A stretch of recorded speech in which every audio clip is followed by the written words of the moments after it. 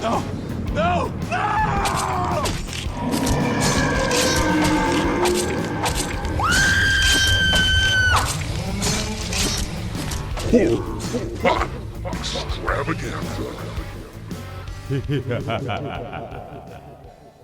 What is up, all you ghosts out there? You know what time it is. Come have a seat. It's the Horror Pop Extravaganza, where the macabre meets the mindful. Yeah. It's the Horror Pop Extravaganza, baby, episode 51. I just made that shit up right here and now. That song, that is not the new official theme song. That was Pop's Ghostly doing Pop's Ghostly things. Maybe I'll just try and make up a new song at the beginning of every episode and just I think you should freestyle a little something to make it happen. But welcome back to the Horror Pop Extravaganza, that place where the macabre meets the mindful. I am always Pop's Ghostly. Who am I? I don't fucking know. Who are you? I'm Pop's Ghostly, and with me today we have Cleveland Steamer. The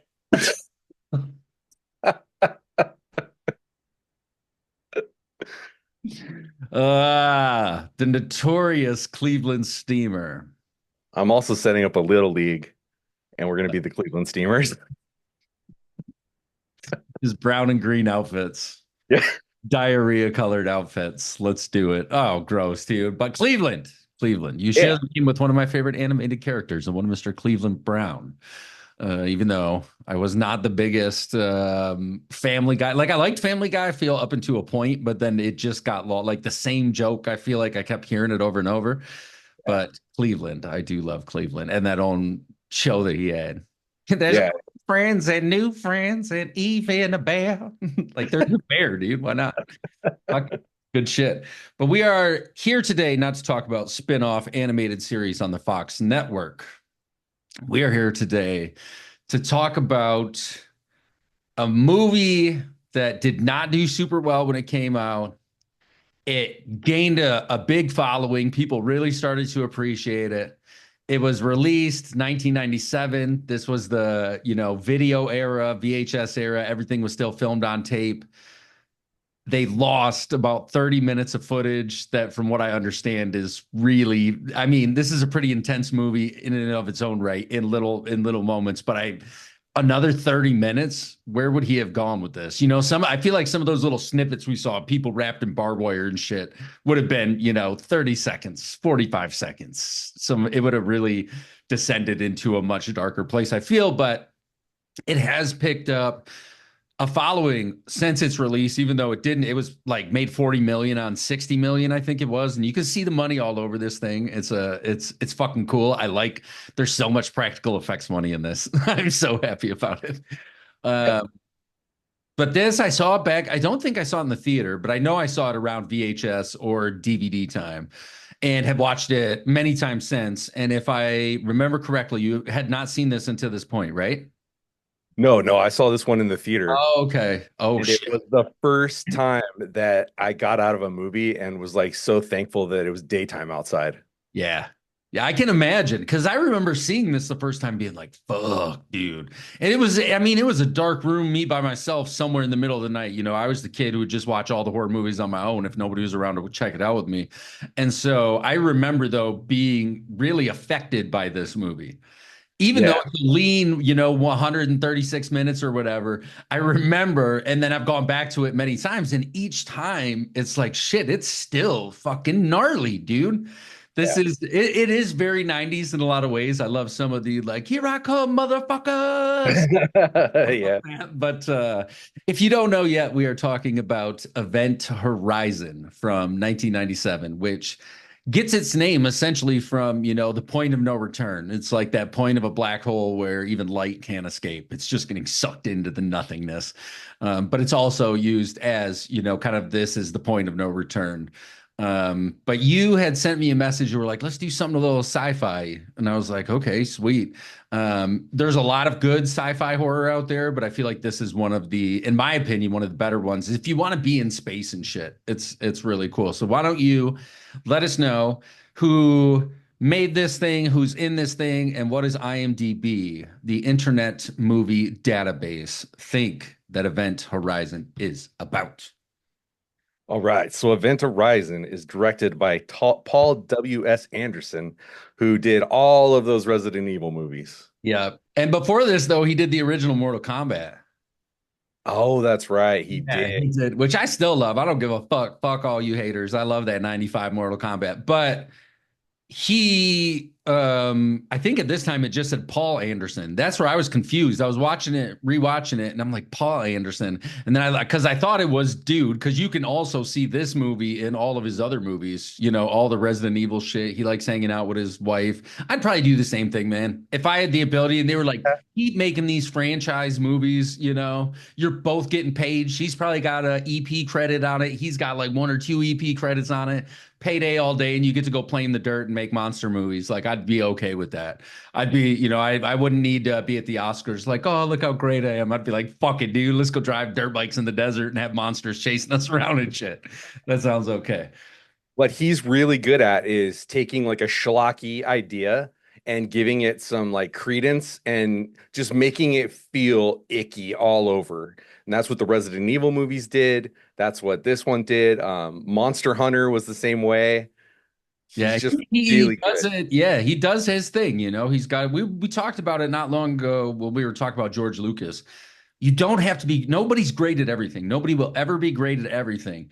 But if you can find something you're pretty good at and you enjoy doing, fucking do it, dude. Yeah, Fucking dude. just yeah. And you're right. He does. He gives it something where even though you're like, oh, this shouldn't be good, but for some reason I'm still sitting here enjoying, this shit. And Right. yeah, yeah. Yeah, yeah.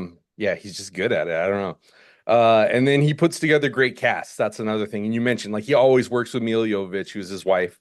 But like you said, why the fuck not? There's so many stories about shitty actors, and how they can ruin an experience. Put your wife in there, and then every time that like it's only half gonna suck because your Right. wife's there. Right. Right. You're right, though, dude. You're 100% right. She's good. She built herself, after the fucking, what was her first one? Was it The Fifth Element? I think Fifth Element was like, yeah, one of well, no, Return to the Blue Lagoon was her very first one. Mm. Yeah, you're right. That just popped up on like Tubi or some shit. And I remember looking up and seeing her face, but That was one of my first booby movies on HBO, was like Return to the Blue Lagoon. versus booby movies. I love it. All Yeah. right. So who else we got rocking and rolling in this thing? Oh, just a few little actors like Lawrence motherfucking Fishburne. I love and watching him now.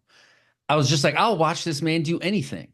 Yeah, Went absolutely. back to Pee-wee's Playhouse and shit. I don't give a fuck when he was Larry. And recently they're watching all the Nightmare on Elm Streets have been on TV and shit. And when he shows up in part 3, I'm like, he's just so fucking good. And then you get to the crime drama stuff that he does, and it's like he's a powerhouse, dude. I love me some Larry. He used to be titled as Larry, and I hope if I ever meet him, I'll be like, would it be okay, Lawrence, if I called you Larry? Because as a little kid, I always liked to say Larry Fishburne. This motherfucker was in Apocalypse Now. Yeah, dude, he's been in so much, and he shows the fuck up in everything that he's in, and it doesn't matter if it's comedy, drama, action, horror. He's always delivers. He's always good. Same with another actor that we're gonna get to that I'll probably ramble on about for a second, but please proceed. But I can guess who it is. It's this motherfucker right here from Memoirs of an Invisible Man, Sam Neill. It is not Sam Neill, but I do love me some Sam Neill. He's had some hit or misses for me. And Peaky Blinders, I feel like wasn't Sam Neill's strongest performance. But in this, this is right, what, we're 4 years post Jurassic Park. So his face just sells tickets, or they're expecting that. I think that's what they were expecting a little more with this. But yeah, Sam Neill's always good, except for a couple little schmidgens here and there. Dude, Dead Calm. What? Dude, I'm telling you, he's almost always so good. But watch his stuff in Peaky Blinders, and it's just like that's not in my mind. It just wasn't the Sam Neill that I. Right. Yeah. Dude, I was watching Peter Rabbit with my kids, and he's in that. He's like the old man, crotchety old man that the rabbit's always fucking around with.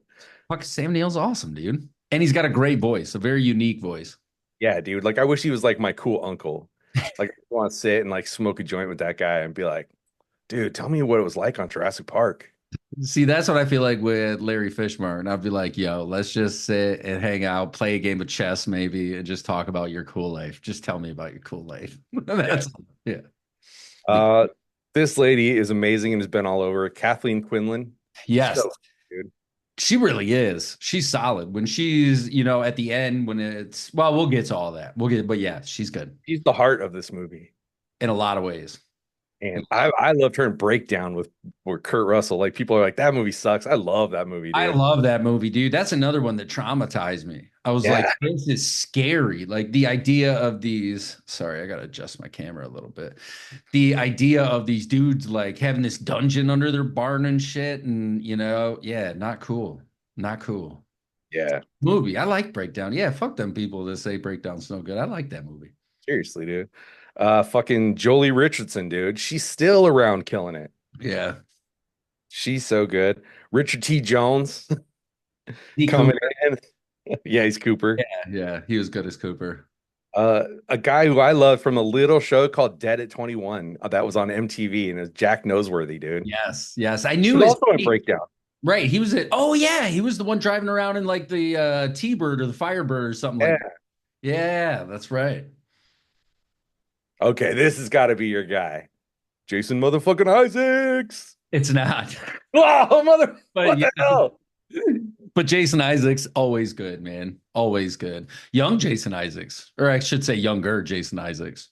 I don't know how he hasn't been like a Bond villain. The guy is so good. He would be perfect. But Perfect. he gets used over and over too. He shows up in Resident Evil. He was like the doctor in Resident Evil that like started it all. You get them people, man. You get them people you like, and you're like, hey, you want to make a little bit of money? And they usually say, yeah, I would guess. Yeah. All right, keep going. John Pertwee, That's my guy, man. that's your guy. All right, all Tom right. Pertwee. Anytime his name, I was introduced to him in Dog Soldiers. He played the main general that was kind of leading them, or sergeant, whoever they were. I think they called him Sarge. Yeah, because there wasn't no general on the battlefield. But he played in that, and then I've seen him in a ton of other shit. But I can't, But anytime he's like a Harry Dean Stanton in my mind, or a Yeah, yeah. Steve Buscemi. Anytime his name's there, I'm like, yes, we're gonna get good acting, and you see it in this. And he shows up, he does it. Fuck, Sean Pertwee is yeah, the shit. He is awesome. The shit. Well, what a fucking cast, dude. Some faces you know really well, some faces you don't know so much, but are solid performers that come up. And if you pay attention to it, like they've been performing this whole time. They've had long, illustrious careers. Right. So good talent across the board. People who know what they're doing. You want to know what IMDb thinks this movie's about? Let's hear it, brother. Here it comes. A rescue crew is tasked with investigating the mysterious reappearance of a spaceship that had been lost for 7 years. That That's it. doesn't make me want to see the shit at all. That's it. That's it, dude. Yeah, that's no good. Because this movie is so much more than that.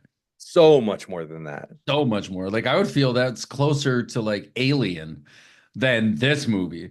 Because Alien, it takes one turn and it's an alien, whereas this thing just keeps fucking going over and Right. over and over again. Yeah. So we open up with some cool text going across,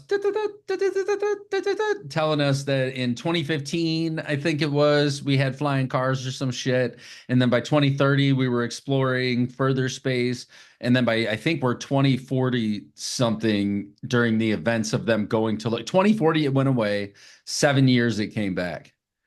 And that's what it was. So the event horizon was this state of the art, going to be able to travel faster than light. And they do get into and we're going to spoil the shit out of this movie because there's no way to talk about it if you don't. So, but it's a movie, it's almost 30 years old. Come on now. So, but maybe some people haven't seen it and this is their first time hearing about it. So go check that out. But it's really cool. So the event horizon was designed by said whoever corporation or the government, someone or the NSA, the National Space Association, possibly. They didn't have any better names at the time. But now we have like fucking Space Wars and shit and like Space Force. So fuck you, Event Horizon. We'll send our whole space army at you. Not on my Earth. So the Event Horizon was designed, and the way they explain it is he takes a piece of paper and he created, Sam Neill, we learned, was the architect of the Event Horizon. He was the one who designed the whole thing. And at the beginning, I don't quite remember. He's like floating off on some little space station, like just out of orbit or something like that. And he's already having like some visions. Yeah, we see that he's traumatized by his wife who killed herself. We don't learn that until the very end, but yes. Yeah, that she She's had. basically like haunting him, Right. but you don't know, like, is it real? Is it just his mind? What is it? But he's fucked up for sure. We know he's got some nefarious background. He's very Wayland Yutani Yes, type of yes. motherfucker. Like the science comes above all else. Well, we won't save the people. Like the science has to come first. And so they get a distress beacon shows up Hang on, back. hang on. You were about to explain how the Event Horizon works, and that shit's so Oh yeah. important. And I thought it was Oh so yeah. cool.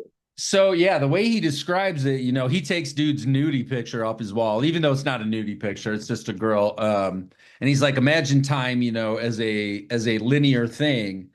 And he's like, I created this engine that can fold time, and then the ship will pass through both points. And then when the engine shuts down, it unfolds, and now you're way over here.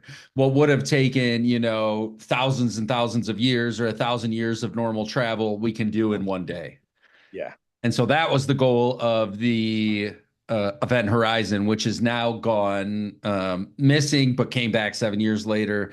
And we've got our crew, our search and rescue crew, who are now tasked with taking Sam Neill because he is the designer of the thing and going to do a rescue type mission. They've gotten some scrambly, like you can hear some shit, and then we get some Latin, and he's like, I think that's Latin. And whenever they say Latin, it's like, oh, that's bad, evil. That's old school. Yeah. Latin is as old school as you can get. Yeah, dude. So they go to get on the ship, and Sam Neill starts to tell them, and I love Lawrence Fishburne's. I would vote for him for president right now. Fuck yeah, dude. Morbius for 2024. If he came in, you're right. We didn't even mention how good he was in the Matrix. Like, just fucking slayed in the Matrix. But I would vote for him right now because I would vote for this character because he's so just like, I'm right here, I'm making shit happen. And he's like, look, Doc. And he's like, oh, I want to tell you the history. And he's like, nah, shut the fuck up. Just tell us what we're doing. He's like, because you're the only one who wants to be here. We were supposed to be on leave, but got pulled back in because this beacon just showed up and now it's an emergency type thing. So we've got our crew. We've got a pilot, a mechanic. I guess Cooper's kind of like the fix all. He's Mr. Save It, everything. I like Cooper a lot. Pilot, mechanic, doctor, save all, captain. And am I missing one? I feel like there was one other. No, there was the two medical bay personnel because she helps out the other kind of overseeing doctor. Yeah. Yeah, but we have our kind of base crew from the Nostromo. It's you have your core 7 or 8 people that you end up with in situations like this. And now we we learn a little bit that our doc, she was really sad because she didn't get to see her kid. And everybody's got their reasons for doing what they do. Some are excited, some not so excited. But for the most part, people are like, this sucks. We just got back from doing a thing and we don't want to go do it again. They get into their tubes that fill up with liquid, the little look like Luke Skywalker in when they were fixing him up on Hoth. And they put or wait, was that Hoth? No, that was anyway, they put the things in their mouth. I'm getting fucking they put the things in their mouth and they go for a certain amount of days, but Sam Neill it's something like 50 days, 70 days to get out to Primo Centauri or something like that. Out by Jupiter is where they're going, is somewhere really fucking far away. But Sam Neill wakes up and has like a dream before they all come to, and again sees his dead. We assume at this point his wife because we don't really know, but with just no eyes, just holes like it's okay now, blah blah blah blah blah. And now we're on to the docking process where we get on and we start loading into a small crew starts loading into the Event Horizon. We send in what was his name? It wasn't who's Little Bear? Smitty or Jimmy? What one? The actor is Jack Noseworthy. Yeah, yeah. What was his character's name? Do you remember? I just remember them calling him Little Bear for a Yeah, they while. called him Little Bear. And he was kind of like a surrogate to Kathleen Quinn's character because she missed her son and she kind of like took this kid under her Right. wing or whatever. That's Yeah. what this is what this guy does so good and is so hard to do is take a bunch of characters and in a little amount of time give them character moments so that you care about them. And if that doesn't work, then the whole movie doesn't work. But Right. then also what he's great at is we get onto the event horizon and this is a motherfucking haunted house in outer space. Yeah, dude. They took German like architecture and like mixed it with like modern space sci-fi and oh, it's probably one of the best sets. We are always harping on sets. This is Yeah. one of the best, scariest sets, dude. It's terrifying all the way through, and it's beautiful all the way through. Yes. We've got Yes. a couple of big pieces. We've got the medical bay, and then that like general area with the big glowing green, and then you've got the tile almost everywhere around it, which is super creepy. The actual core itself is gnarly, dude. And then when he goes inside, that's the part that always got me. In the Yeah. fucking, he's like in the computer, remind me of Cube or Hypercube or something like that. But the sets are gorgeous. You're right. And all the stuff in space, the storms that we get in Yes. space in this thing. And it is. It's a haunted house in space. And it's very Being their ship, which is the safe spot for them, so little against the event horizon. Oh, it's just it gives me chills, dude. My nipples are so hard right now. perfect. We wanted hard nipples for this one. So we get docked, and we've got the captain's gonna go, and Little Bear's gonna go, and there was one other one. Who was the third? I think her, the medical officer. She's gonna go as well, while everybody else stays back on the bridge. He gets into maybe he finds medical first, and they're scanning for life forms and stuff like that. But no, she's the one who finds the fucking floating corpse Oh, when trying to get the CD out. They're like, get the ship's log out. And now we look at a CD like nobody would fucking do that in 2040. You know what I mean? It would all that data would have been back on wherever by now. That's just how we had relay satellites everywhere to get it instantaneously back. But she's getting this CD out, and we get this frozen popsicle corpse floating. It's pretty crazy. And they decide they're going to board and repressurize the ship so that gravity is okay in there. And that is pretty crazy when that body falls because it's all fucked up. It's got cuts all over its eyes. It's really traumatized looking. yes. Gross. Gross. Blech. Anyway, it falls and just guts and blood everywhere. Again, how much more is in those 30 minutes that we didn't get to see? Dude, I don't know what it is, but I've always been really good about like seeing things that happen fast, like in a flash. Yeah. Like in Fight Club when they flash those dicks, dude, I see it every time. It's so upsetting. But they also do things where they flash Brad Pitt in certain parts where he's Yeah. not in there. So in this, they start showing you flashes of what happened to the old crew, dude. Right. And there's like ass rape going on. There's people pulling each other's intestines out and shit. Arms There's all the way down the throat. yeah, dude. And I've heard that like a lot of that cut footage is more of that. Yeah, but what he is presenting here, the idea, it kind of makes sense. It's like, okay. Totally. And I was reading that this had something to do, they rushed this and cut a bunch of shit out because Titanic wasn't going to come out in time or something like that. And Oh, Paramount needed something slotted for whenever that time was. Paramount needed something. yeah, yeah. Oh, yeah, but that stuff is intense, dude. And I'm with you. I see it all the time when it kind of just clicks real quick. And like you said, whole arms down mouths, to the Yeah, elbow, dude. ripping out intestines. People just like throwing up who knows what all over and barbed wire wrapped violently around Yeah, faces yeah. and bodies. And what that all is, if the audience doesn't know, is that they see this is the old crew Right. that killed themselves horribly, and they're just getting like flashes of it. They hear screaming, and then they hear like Latin, like "Clato verato Yeah. necro." It's fucked up. And you're right. But these are very quick at the beginning. It's very Very fast. quick, yeah. Still don't know 100% what's going on. But you see that spiky wall with all the viscera all over it, dude, and a window out into space covered in blood, and imagery like that is the shit that stayed with me, dude. Yeah. And it reminded me a lot of Dead Space. I'm telling you, you got to find time to play Dead Space. I'm too scared, dude. Look at me. I'm just a little fragile man. It's so good. It's so good.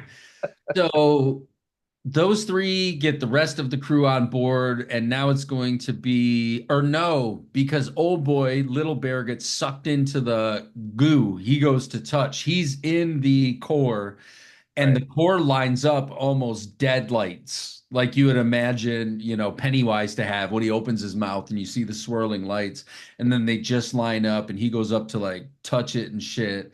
He's like, "There's this goo everywhere, whatever." And then it just he like puts his arm in all the way, and it yanks him, and he can't get out, and he's and then he gets sucked in. They all have lifeline cables on them, and his starts zzz, and that's what Cooper's like, "I got him." And he goes following the line. He's got a suit on and he's pulling himself through. And Little Bear comes flying back out, but he's unresponsive. And for a good chunk of the movie moving forward is now just unresponsive on the table, save for sporadically having a seizure and saying all kinds of terrible things, are going to happen to everybody around you. This And is the whatnot. first time I think I ever saw what happens to a human being if they go out in space without a spacesuit on. Well, He opens the airlock. this wasn't that part. The airlock Oh, doesn't it's come not. out much Oh later. yeah, he goes This is past when he goes. Southford. Yeah, he's passed out for a while. He's My on the apologies. table I'm a fucking idiot. I'm sorry, people. Why do you even listen to this podcast? because you're Cleveland Steamer. You just keep rolling no matter what. That's right. I rolled through it. I got rolled by the Cleveland Steamer. So the little bear is now unconscious and he's in the medical bay on one of the tables. And he's laying there for a while. At some point, she thinks she sees her son in a medical tent and he's scratching on the little green medical tent. And she opens it and he's in there, but his legs are all fucked up. They look like they're falling apart, almost leprosy or something, big gaping gross wounds all over. And he's just like, "Mommy," and she's like, fuck. And they don't believe her. They're trying to explain it away the whole time. They're like, "Oh, it could have been depressurization, it could have been this." Same thing with Cooper's yelling at the doctor, and Fishburne has to keep telling him, like, "Dude, no, you got to relax a little bit," because he's like, "No, I know what I fucking saw. He came out of a thing of black goo." And he's like, "That's impossible. That would mean that the core is on and it's not possible right now." And he's like, "I know what I saw. I know what I saw." And he ends up leaving. Whereas she is kind of the same way. And he's like, "Oh, you could be in shock. We know you're really sad because you can't see your kid. It could be any number of things." So they're trying to rationalize the shit that is going on at this point. But everybody starts to see something pretty quick, but not before Sam Neill, Dr. Weiss, I think, takes him down there and introduces the idea of the core as a self-contained black hole. And that's where he gets into, this is how it worked. They keep demanding answers from him, and a lot of the time he's like, "Well, I just don't know," because this is completely uncharted territory. But while we're down there, I think that's when the captain sees his burned up buddy for the first time. We don't learn the story about the guy in the fire, but he sees somebody on fire emerge from the water that's underneath this. And it is a cool room. It looks like where, Xavier goes to put the helmet on and shit.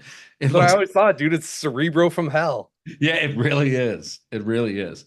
And in the meanwhile, we got some other folks on the bridge trying to decrypt or run some filters over the data from the previous crew. And they start to get some of it where they're like, "Woohoo, we're going on uncharted territories." And the captain gives, "This is my crew," introduces everybody, but they don't get anything at the end. They still have heard some of the Latin stuff. Little Bear does say something to someone. I don't know if it's when he's foaming at the mouth. He starts having almost a seizure and he's foaming at the mouth. And it's the male doctor who sees him like that. And he says some shit to him. I can't remember what it is though, but it's important. Like, "You're all going to fucking die," or something like that. Like the darkness in me. He says Yeah. something about the darkness in me. And it's, oh, that's gnarly, man. Like, yeah. So he's come back from this craziness, and where do we go from here? There's damage. Something damaged their ship. That's what pushed them all. It was after the portal closed, it sent like a shockwave through the Yeah. whole event horizon. Yes, that's right. And their ship became under crazy distress. For a while, you've got Cooper and what's his name? Pertree's character. I can't remember the name of his character, but he's the mechanic. They're out on the ship doing space welding with magnetic boots, and these sets are fucking cool, dude. When Fishburne's sliding down the thing at the part, where the kid is going to put himself in the airlock, he's like skirting down on these rigs. There's a lot of money in this movie, and I'm just sad that it didn't get the love because had it done really well, they probably would have kept all that extra footage because they approached him later about it once the fans were like, give it to us, give it to us. Right. Yeah. And to that point too, all this zero gravity stuff was all done practical back then, And so to make zero gravity look good is really fucking hard in a movie like this, but they did such a fucking cool job with it. And they did what sci-fi I feel doesn't do as much anymore, is gives you those cool little things like what would happen if this happened? What would happen? What happens to a person when they go outside without their spaceship suit on, Right. Things like that. Like Terrifier has given us like what happens to a person if you saw him in half from upside down to the bottom. But yes, and that is a great moment. And we can just talk about that for a second because we mentioned it a couple times, but Little Bear, our doctor is pacing, these sets are so good. I can't stress how good they look. It looks almost like a subway station at some points. Yeah. It just got crazy architecture everywhere. She's pacing back and forth across the medical bay. We see Little Bear's body a couple times and then like poof, it's gone. And she's like, oh shit, where is he? Where is he? Some alarm goes off for airlock A or airlock 1, and they take off and they see him standing in there. And they're like, holy shit, he's shut it down. Like, we need to try and override it. And she's down there. The one's down here. The doctor's up here talking to him, like, don't fucking do it. Fishburne's rolling on the things like a fucking fish as fast as he can. Fishburne doing fish shit. Go. And he gets like, this is really cool. This whole sequence is really cool. So, first we see dude in the airlock. He's like, I can't, like, if you've seen what I'd seen, you'd let me go. I want this to happen. Right. And that's the shit that's like, oh, dude, how dark is that? You know what I mean? Yeah. This is bad. There's a couple movies that I feel have nailed the idea of hell or made me feel like really uncomfortable, and this is one of them. And another one was this flick Baskin. I can't remember what country it was out of, but that had a really gnarly hell sequence as well. So his veins start, as the decompression is happening, she's trying to do it. And he's like, oh, it's happening. And he's like, Miller, that was his name. Cause he's talking to him through the thing, like, patch me through to Miller. He's like, Miller, you got to let all your air out of your lungs and do this, that, and the other. And there's blood like leaking out of his fucking ears and eyes out into, like you said, it looks really good. Very, very minimal CGI where they absolutely had to. But for the most part, all this stuff is practical. And he's like, okay, as soon as it opens or something like that, let all your air out. And the captain's got himself rigged up, ready for launch, and like jetpacks out and grabs him like a football tackle and carries him back into the lock. They get him locked up in there, decompress, start all the medical stuff on him, and then put him in a tube where he's just cut all to pieces and looks like a terrible, terrible hot mess. Yeah. Yeah, which it was cool though. It looks really cool. And meanwhile, power starts getting sucked from somewhere, and they're like, "Oh, the core must be doing something." And that's when Sam Neill goes into the glowy green, super tight, looks like corridors that go on forever, and that's what's scary when you think about the size of the room. Now, he was the designer; he should know, but he's like, "Oh, I got to go fix this thing," and he gets in there, and it just starts getting dark. I don't want to be trapped in there in the dark. So creepy, dude. Small spaces in the dark with a ghost. All crazy things. So he starts to fix on the thing. It all goes dark, and that's when he sees her. And maybe this is where we get the exposition. No, because that's not until a little bit later on of her killing herself and him trying to be there. And he's like, oh, essentially he sold himself out for the work, and the idea of hell, depending on what ideology you pull from, is she is a part of it because she took her own life. And that was the thing, is she's like, be with me forever. And he's just like, fuck, laying on her all crazy.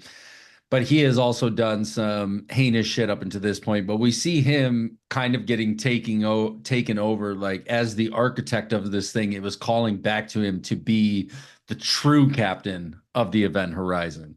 It was calling out, and we see the thing doing some really cool shit, turning all over. People see the lights. The one doc keeps seeing her kid all over the place. A couple others, I don't know if we see the full visions of everything they see, because again, the runtime is pretty lean, but it still feels like you said somehow fully fleshed out and the characters fully developed. There's nobody that you're like, oh, they were just this fodder or that fodder. They Yeah, all everybody has demons, and we get to see them right, briefly, so that we don't spend a lot of time on it because right. we And got to then, go, but go, go. you do get some more time on it near the end, and that's when the doc reveals that the Latin was not save me, it was save yourselves from hell. And I'm like, oh Ah, yeah. And Fishburne's looking at him like, and he keeps it cool the whole time. He's very just like, I'm on this, don't worry about it. Keeps it super cool. So, but I want to say that by this time had Dr. Weiss he'd stolen some of the explosives. He's gonna blow up because he blows up Pertwee in the what was it called? The Lewis and Clark. the Lewis and Clark, yeah, yeah. Yeah, that was their ship. And he had put some explosives in there and he finds them just in time. And he goes to look and there's only a couple seconds left, closes his eyes. We get some cool fire in space. So now they have no way to go that way. And the plan is because Dr. Weiss had told them you can blow the back end of the ship off and use the front end of the Event Horizon as a lifeboat. And they're like, okay, maybe we'll try and figure that out. By this time, he had already gone to, or he goes to the core, and that's where he sees his wife. And she's like, I'm going to help you. He's like hugging her naked, gross body after she just killed herself. And she's like, I'm gonna help you, and starts sticking her fingers straight into his eyeballs. And that's when the camera pulls way back out into the core, and we see him digging his own eyes out. Yeah. He's inflicting this. The At some point they mention it's feeding on their fears. It becomes stronger the more they respond to the fears and things like that. It becomes stronger. But at some point, him and this is a cool scene where Weiss and the captain meet up in the corridor, and he's like, we got to get the fuck home. Like, I don't give a fuck about you. Like, you put your shit on, we got to go. And he's like, I am home. And then just slips back into the very Homer Simpson into the bushes, into the thing. She dies in a super gnarly way. This was actually before the mechanic died because the mechanic and the doctor were trying to get the CO2 tubes or whatever. And she follows her kid up the thing and then falls like that. But I mean, explodes all over the place. Yeah, she like hits those metal girders at the bottom and like breaks all the like it looks like her back snaps. Yeah. And there's bones hanging out of her legs and stuff. Yeah. She's a mess. And I think that's when Weiss had found her down there. And that's when the thing took him over. But her eyes were already all black. They were already like rolled back in her head and just that solid black, which I think we might have got some more of that as well. Is this version of the crew coming back as the kind of hell spawns? Because none of them really had the eyes. At one point, Sam Neill says, where we're going, you don't need to see to experience it or something like that. And Lawrence Fishburne has a line like, oh, something about hell. And he's like, that's just what you call it, but there's no way a word could encompass what you're about to go through. And I was like, oh. That's intense, dude. That is very intense. So we've got our handful of, and who got, I think it was the doctor that gets Doctor, I think it's delayed. a Jackson. It's nasty. Yeah. Opened all the way up And then hung from the ceiling, dude, from hooks. with guts all over the little catchy tray underneath it. Yeah. Sewn together. And at first you're like, oh, we're not going to see this, because you see him grab one tool and you hear like, see another tool, but then you see a string with a thread on it and you're like, oh, we're probably going to see this. And then when they show it to you, it's intense. It is It's intense. very intense. I don't know if that's one of those things that like being on set and seeing that practical would have been hard to look at, dude. Yeah, really intense, man.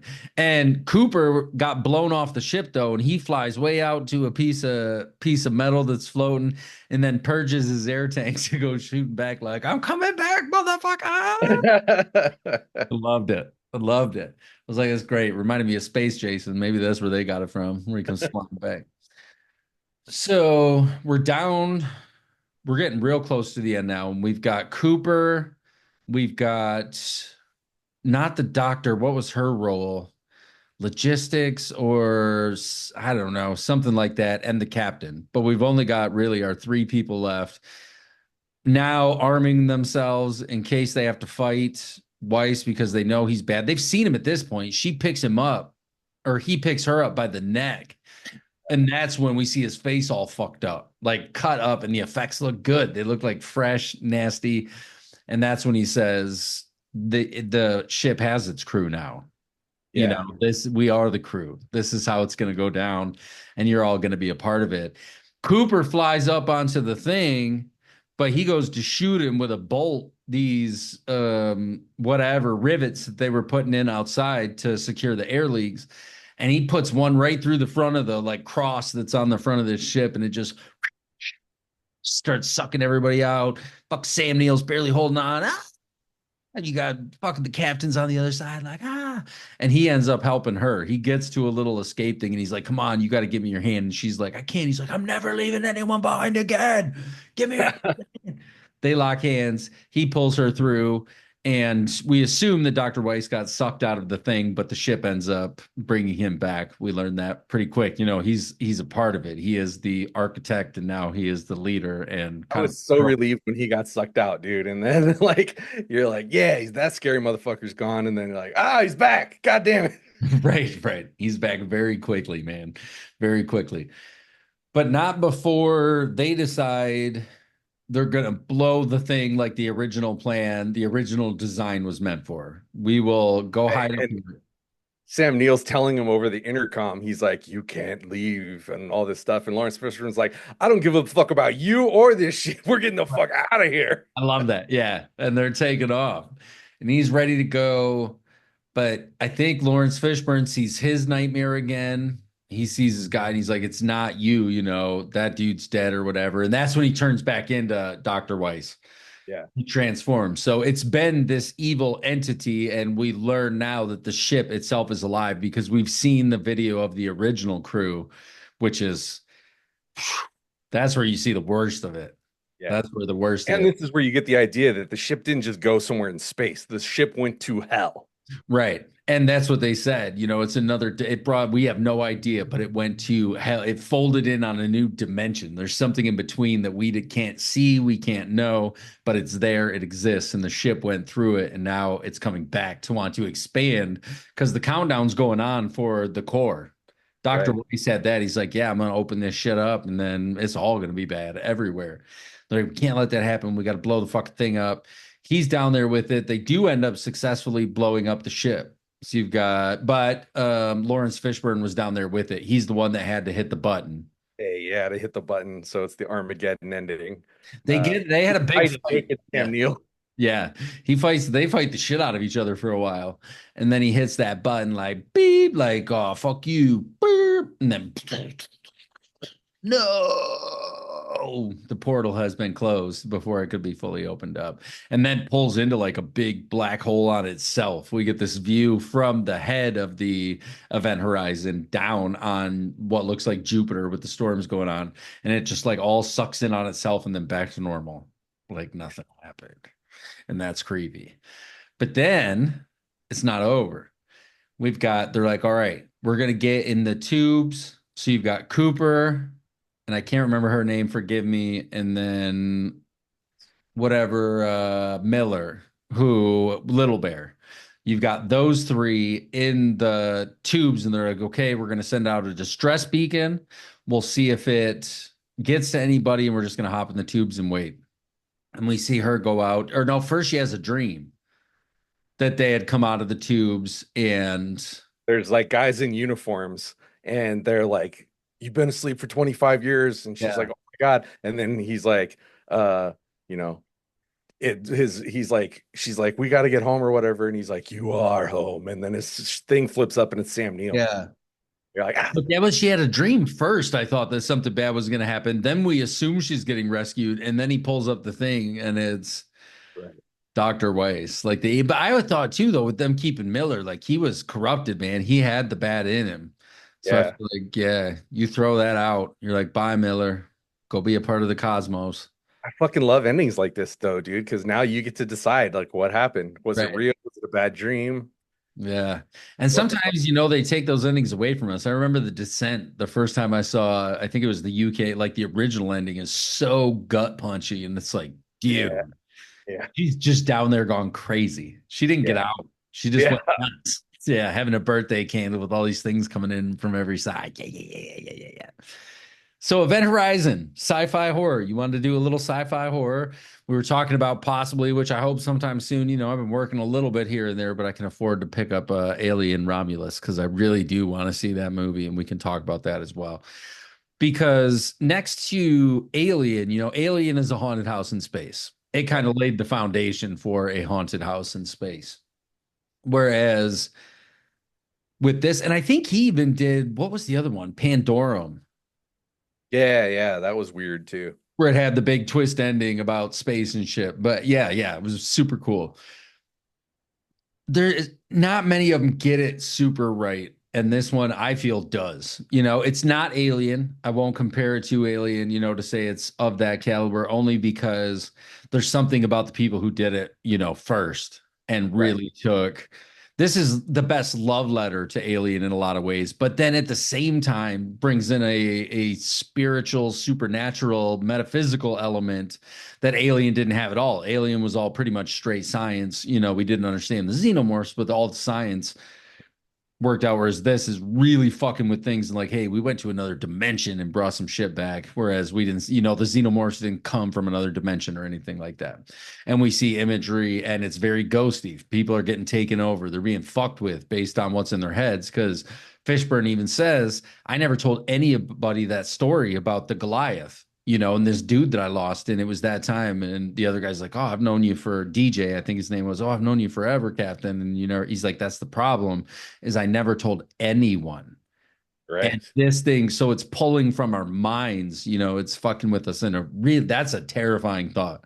It's something Yeah. that could be in your head like that and messing with you like that. So, out of how many hell dimensions do you give Event Horizon? This is a 4.75 for me. I fucking love this movie, dude. I don't give a shit if people say that it was hokey. Another thing about this movie is that it was so important to see it in the theater.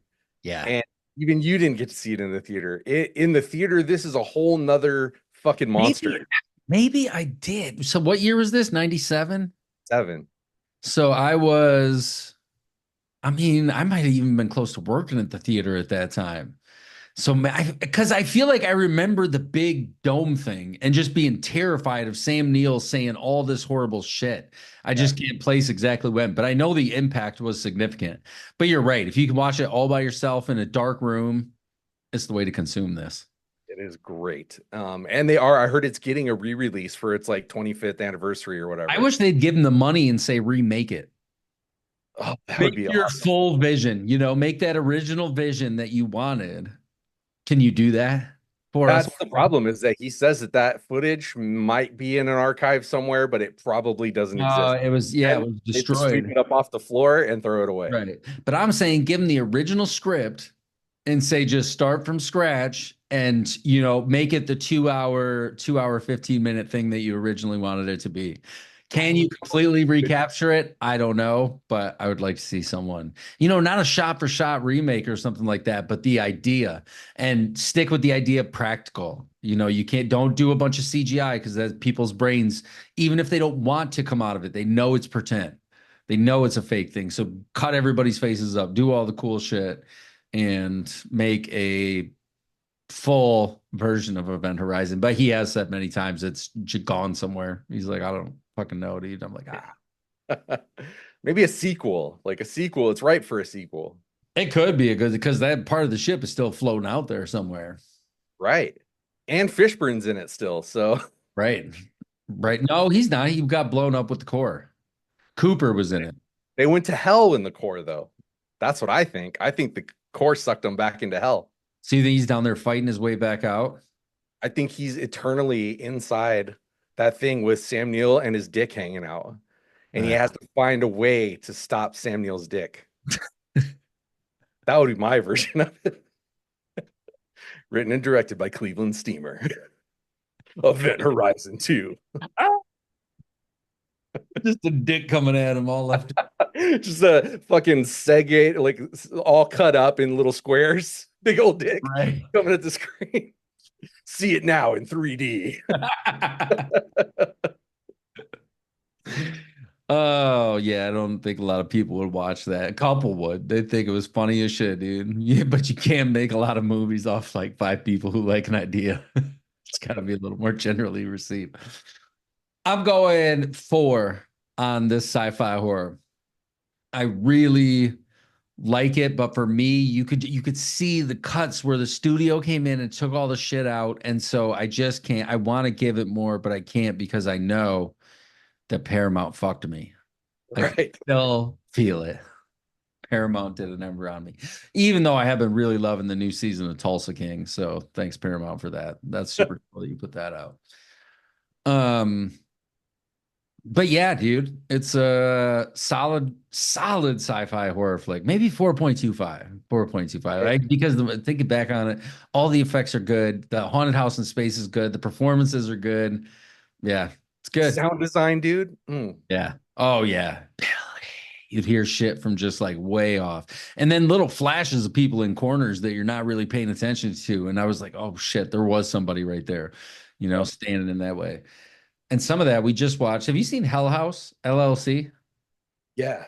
Yeah. Yeah, we watch it every spooky season, and that first one still creeps me out, dude. Those fucking clown dolls in the basement and shit. Yeah, that's good. That's a really good, I think, Halloweeny movie if somebody's looking for something to watch around Halloween time.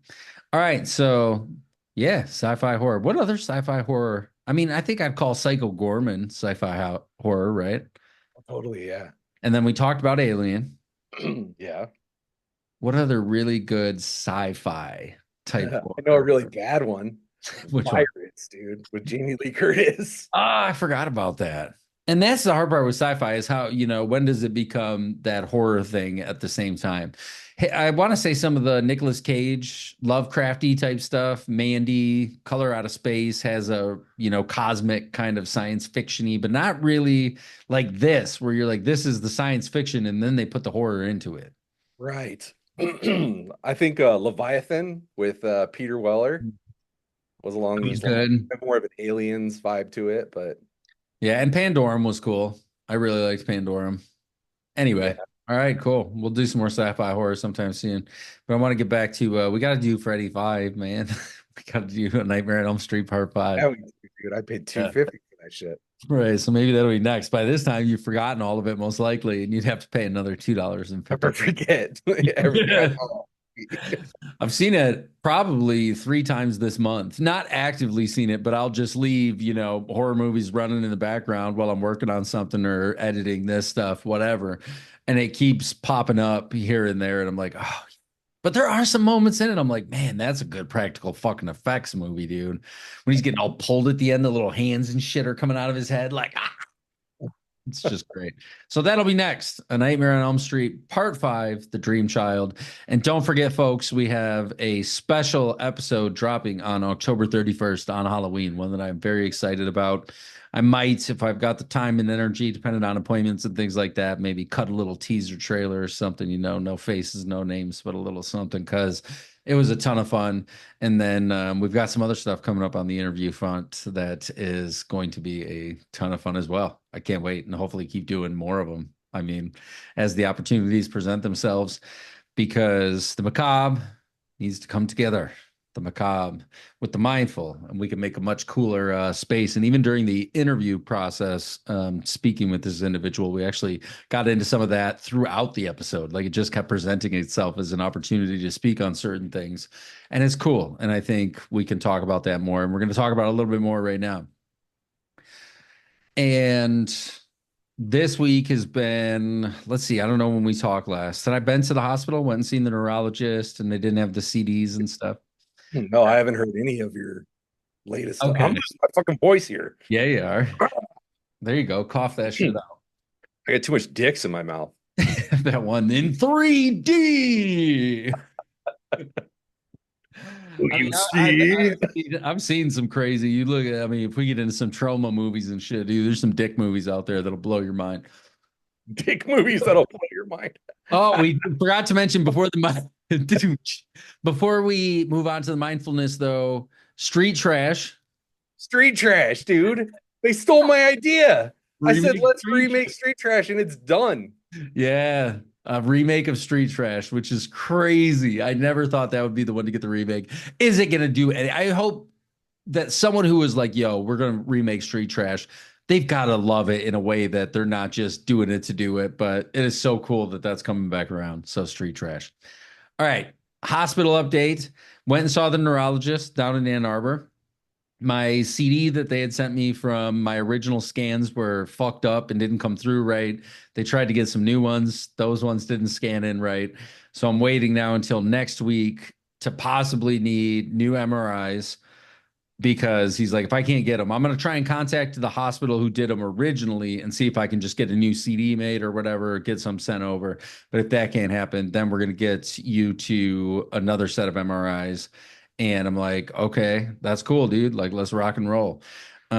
He's like, I know that's not the news you wanted. You know what I mean? Because I was like, hey, because I even asked the other doctor. There were two of them that I met, both super cool. The one I was jealous of, she was getting ready. She was a younger doctor, and she was getting ready to go to Japan for Resident Evil themed Halloween. And I'm like, what, dude? Yes. I'm like, that is so badass. She's like, they have actors, big, like 10-foot tall tyrants and shit that walk around. And I'm like, sounds amazing. But this Dr. Romeo was her partner and the neurologist who is going to be my attending neurologist for the foreseeable future, I'm assuming. I looked all his stuff up. Dude's very good at what he does, looking into where treatment's going and stuff like that. And for me, the beautiful thing is that he comes over to the VA. They do the neurology clinic once a week, but he works over at the University of Michigan Hospital, the Henry Ford Hospital, which is one of the best in the state of Michigan. So there's availability, to do different things and hearing about upcoming research and stuff like that. So I'm really excited to work with this dude. He told me, he's like, have you been able, or asked me, have you been able to do your job? And I'm like, yeah, I've tattooed a few times. And I actually just got a picture of one that I did that the band had just come off and it looks fucking perfect, dude. Like, it looks perfect. Like, I wouldn't change a fucking thing about maybe one little tiny itty bitty spot that nobody else will see, but I might see because nothing's perfect, I guess. But I've done a few tattoos. I recently did Grandpa from the Texas Chainsaw Massacre from part 3 with his dead eyes and his like dead skin, but with the dark blood coming out of his mouth and stuff. A lot of stuff. So I told him, I'm like, yeah, man, I've been able to do my thing. He's like, oh, that's perfect. Okay, that's great. And I said, I've read up on this. I read this whole book on this, all this stuff, what's going on in my brain. And do you think it's this kind, this kind? And he's like, oh, if it's, it's remitting, relapsing for sure. But he's not going to 100% tell me I have MS till he can look at those scans, and the scans just aren't there yet. So that's good news though, because that's one of the earlier stages, of multiple sclerosis. And I'm like, sweet, dude, that's rad. When can I start treatment? He's like, hey, it might be a little bit. He's like, but don't worry, this is the best place you could be, is in here right now. Now the ball's rolling in the right direction. And I said, what about work? When can I think about? He's like, well, wait until treatment really gets started. So I'm going to do some little things here and there, but I think he just doesn't want me to push myself past the point of, this could make things worse before we can even get you started on treatment. Sorry, I thought I heard a kid fall. I know my 2 daughters are out there, and the one is very small and sounded like running thump, but I didn't hear her cry, and that's usually the best sign ever. Stop and wait for a second and just listen. Nope, nothing. Okay. They're good. They're not dying, or they're fucking dead, or they broke their neck, but they're not bloody murder. There's nothing you can do about it now. So just finish the podcast. Right. So this treatment team, I'm super excited about them. A lot of people, and I think this kind of leads into the kindness stuff a little bit. I don't like to toot my own horn at all. I'm not a big fan of it anymore. I'm not a huge like, oh, look at me, look what I can do, because that's a lot of my ego wanting to do that stuff.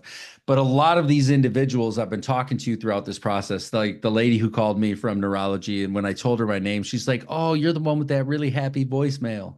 And she remembered me just because I'm like, have a good day and shit, just like trying to be nice. And if somebody happens to land on my voicemail, send a nice message and shit. And you could hear it in her voice. It just did something. I don't know. I feel like you put that kindness out. If you can find a way to make that the primary thing in your life, it just follows you around and tends to come back. And people are like, oh, I'll make sure. And then, she called me back same day, like I got you an appointment and shit. And then I get down there and everybody's super cool. And so stuff's going really good on that front, super good on that front. And I mean, it just, yeah, I couldn't really ask for better. And that's what I told her. I said, I'm so grateful for the people who answer the phones and schedule the appointments, for the fucking mason people who built this building that where you keep all your fancy equipment, the mechanical engineers and these different scientists who study science their whole life so that I can get on therapy and shit like that. Like they're dedicated to that.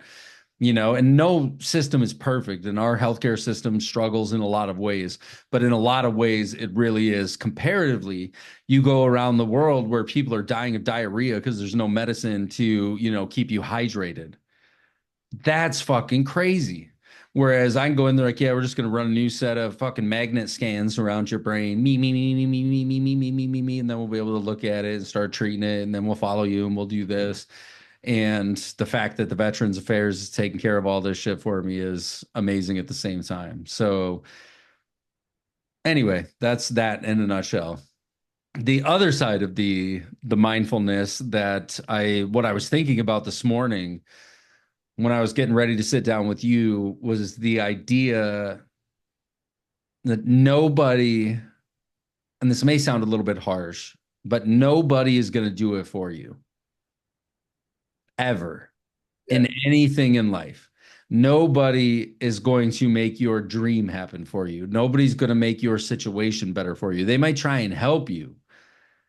But if you're still, even with a little bit of help in a shitty situation, like nobody is going to take that and just solve all of I shouldn't even say solve all your problems, because some people, unless you assume your problems can be solved by money, and that's a whole nother problem in and of itself, to think that problems can be solved by money. But nobody is going to do the things that you want to do in life. And life is short. And right now I'm struggling with being patient. I have to be patient while waiting for, it might be to the end of the year. I've never been a super patient person. I've been working on it pretty hard for the past couple of years. But in life, like I see something and I want to go at it. Like, let's go, let's run full steam ahead and let's take this thing on. And that's where I was at with tattooing, but now talking to this doctor, and he's like, yo, you got to chill out for, it might be a month, it might be 2 months before we get you in full treatment, but you've got to chill out a little bit, relax, keep doing what you can do, but take your time. And I'm like, sweet, I will listen to you. That's another thing, be a compliant patient. Doctors like compliant patients. They providers, I shouldn't even say just doctors, nurse practitioners, nurses, it don't matter, MAs. They like people who are taking their well-being into their own hands.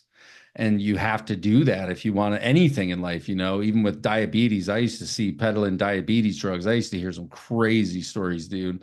Like motherfuckers walking into the hospital, like blood sugar, like 1300. And I'm like, right, like, how are you alive? You know what I mean? Like, that doesn't make sense that you are alive right now. But that's that slow progression, diabetes does that. And that's a beast in and of itself. But the more compliant you are, I think, one, just the better outcomes you'll see, because they've seen this before. I'm not the only patient in the world. There's probably thousands of MS patients that go through there throughout the state of Michigan. There's tons of them all over the place. I'm not the only one where they're like, oh yeah, let's pay every little bit of attention to you. But when I come back and they're like, hey, did you take it easy for a little bit? I can be like, yep, I did exactly what you asked me to do. Now what's next? Because I will do exactly what the fuck, because I don't want to be cold all the time. If I am cold all the time, that's fine. But if I'm not cold all the time, that'd be cool too. That'd be rad. If some of the tiredness and some of the other symptoms and shit that I've been having, and he seemed very optimistic about that. Once you start the disease modifying therapies, then this shit might come and go. Who knows how often, because MS is different between every individual who has it. You can't just say this is the one set of symptoms you're going to have, because every human being presents differently. But the more we can be compliant there and take our destiny into our own hands and say, okay, I will listen to you. Yes, I will do what you say. Now, if I get to a point where I'm like, hey, I'm listening to you, but this really isn't working out, I might look for someone else. and we'll have a conversation at that point. But I'm going to follow. You tell me to calm down for a couple months, I'm going to calm down for a couple months. You tell me to wait on the MRIs, be patient. I'm going to do my best to use this opportunity to be patient. That's not to say I'm not drawing, I'm not doing other things. But I have to take that. We have to take that, no matter what it is, into our own control in some way, and at least point in the direction of what you want things to be. Sorry, I didn't mean to like, what the fuck you want? Oh, do this. Isn't that what the politicians do with the thumb? Yeah, do that. Oh, we'll all be good together. I don't know about no dress. That was the Simpsons jokes I remember. I guess that wouldn't have been on The Simpsons, but we have to take it into our own hands. You have to take control of it and just try to first determine, this is what I want my life to be.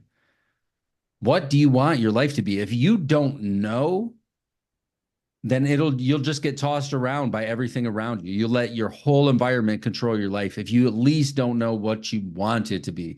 It might take 5 years. It might take 10 years to get to where you want to be. You know, where I'm at right now is not where I saw myself. Sometimes shit changes and you have to adapt to that and overcome that. You know, to make a drastic career change in your late 30s is pretty wild. Took up pretty much all my savings and shit, you know, everything we had put together to make sure that we'd be okay going into it. Life changes, it happens. But if you have that goal, even when it changes, you still have something to look back to. You got something you can look at and say, okay, yes, this, but now what do I have to do to get back on the road to here? Or me being a sailor, I love the idea of being in a storm, you know, are we at least pointing in the right direction out of the storm? But nobody's going to do it for us. Nobody will do it for you. And there is a trick, though. I think there's a saying, you're an amalgamation of the 5 people you keep closest to you. So look around you, see are people pulling you down? They're picking you up. What kind of people are you around? Because you'll probably be the 5 closest to you. You'll be some kind of little mixture of those. Right. 5 people. So do you have anything to add to the idea of, you know, taking shit into your own hands? Yeah, no, for sure. I mean, you were talking about like changing your life in your 30s. At 32, I fucking divorced my wife of 11 years, lost my job right after that, and fucking was like, okay, what now? I have no job, no house, no wife. I'm 32 years old and I'm starting over from scratch. I have nothing from all of the years that I've been working up to everything. Right. And it's not necessarily that like somebody took it from me or that I even lost it. I gave it all up because I needed a change. And now I'm feeling that again. But I'm not like unhappy. Now I don't have anybody to blame it on. Before I was like, I'm unhappy because I'm with this person that makes me unhappy. Now I'm just like out here on my own and I'm trying to like figure it out myself. And I know what's making me unhappy and I know what that change needs to be. I just have to like be an adult and fucking make it carefully. You know, it's like you said, I want it to happen right now, but I can't do that. And I'm not even sure what I want to happen. I don't know the exact thing that this is my place and this is where I need to be. I need to find a place where I get to happiness. I just want to be happy. And so I would got to make the little step. dude. Listening to you though, and I love where your head's at. You know, you take the little steps, but one thing you said, I don't even know what that is yet. Yeah. That would be the first step. What do you truly want your life to look like? Because until you know that, it'll be something external, like, oh, maybe if I quit this thing and start that thing. And I do think there's a lot to that. You and I share a common bond in that we were both in employment situations that were very hectic, and challenging. You have told me things personally off the air that I'm just like, holy shit, like that's, you know, and I was in a similar situation. But anyway, and people all across the world have that, dude. There's kids in fucking China working in sweatshops and shit, making shoes. They don't want to be working in sweatshops making shoes. But either way, the more we can get to, I believe, and it's when you said the 11 thing year, and I have nothing to show for that. You have to show the internal stuff, like the idea of I'm actively trying to do something different. Right. You know, but it's also the more we can learn to live instead of by years or by months or by weeks or by days or by hours, but live by moments, then it's like the big scheme doesn't really, I don't know, it doesn't really matter because you're just kind of worried about, hey, what's right now in front of me. Even if you've got your goal target, you can look at yourself and say, oh, this is just me and my kid for 30 seconds. Like I'm gonna hang out and enjoy myself, I'm gonna fucking be with my kid or my wife or whoever it is. Not every, and I feel it in myself a lot where I'm thinking about other shit or like future shit all the time. And that's hard, man, because there's nothing there to my, to bring it up again. I was ready to be like a 5-year fucking hopefully badass tattoo artist, and I was getting there. I had my goal and I put them blocks in place. I was like, yeah, I'm going to draw for at least 2-3 hours every single fucking day, no matter what, if I can. Outside of tattooing, I might tattoo for 4 or 5 hours and then go home and draw for another 2 hours just to continue because I had that goal. And then it was like, oh shit, now what? Right. Like, okay, slowly started feeling my own shit out, got back to tattooing a little bit, and now I feel very optimistic about getting back to it again. But at the same time, I've also accepted that if I could never hold my machine again, that would be okay.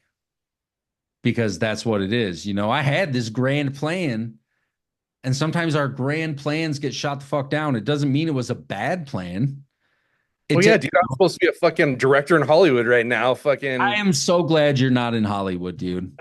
Because I wouldn't want you to be in Hollywood right now. You probably have hair. Hollywood would have chewed me up and spit me out. Dude. Yeah, dude. Hollywood would have spit me out for sure.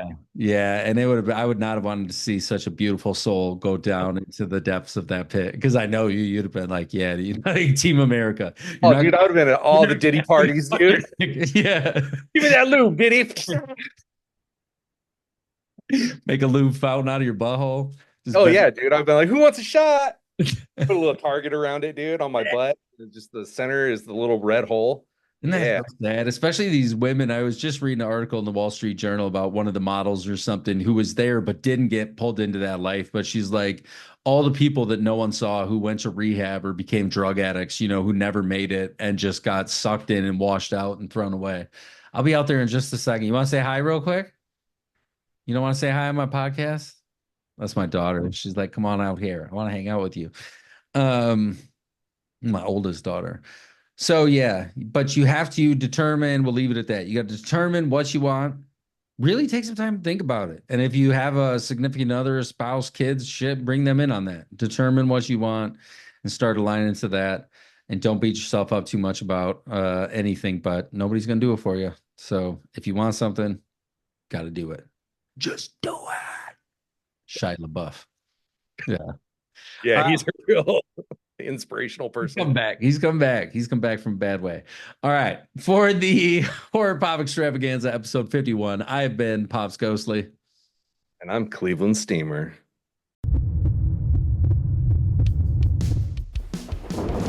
No! No! No!